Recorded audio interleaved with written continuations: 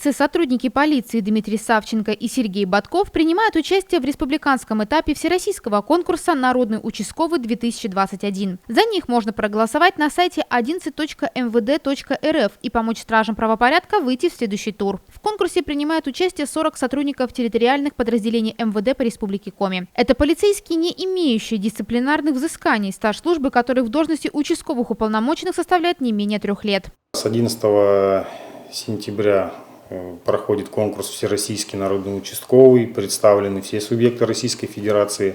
Наша республика также представлена всеми районами.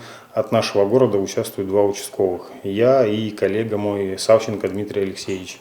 Сегодня мы расскажем о Сергее Боткове, участковом микрорайоне Южный. Он уже 6 лет работает здесь и знаком каждому жителю поселка. В свое время отучился на юридическом факультете в высшем учебном заведении. Тогда уже понял, что хочу работать в полиции.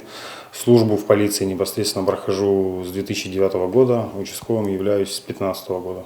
Работа участкового – это прямой контакт с людьми. Жители обращаются к Сергею Викторовичу с совершенно разными проблемами. Кто-то столкнулся с грабежом и разгулом соседей, кому-то мешает громкая музыка ночью. В основном это рассмотрение обращений и заявлений граждан, обслуживание семейных вызовов, дисциплинированность, терпение, честность, порядочность. Такие же качества, как и у любого нормального человека, должны быть ответственного. Сергей Викторович в своей работе опирается на одно важное правило. Нужно всегда оставаться человеком. Доверие граждан, живущих в поселке, для него главный показатель успешной работы. Я здесь живу уже довольно продолжительное время.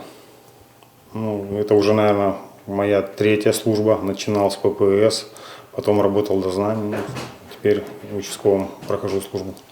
Именно служба участкового занимает главное место в карьере Сергея Викторовича. Решение принимать участие в конкурсе «Народный участковый» не его личное, а руководство полиции, которое решило, что Сергей Ботков и Дмитрий Савченко смогут достойно представить Инту на республиканском уровне, а если повезет, то и на федеральном. На сайте 11.mvd.rf можно ознакомиться с информацией о профессиональном опыте и достижениях каждого участника конкурса и выбрать того сотрудника, который, на ваш взгляд, наиболее полно отвечает званию участкового уполномоченного полиции. Давайте поддержим интинцев.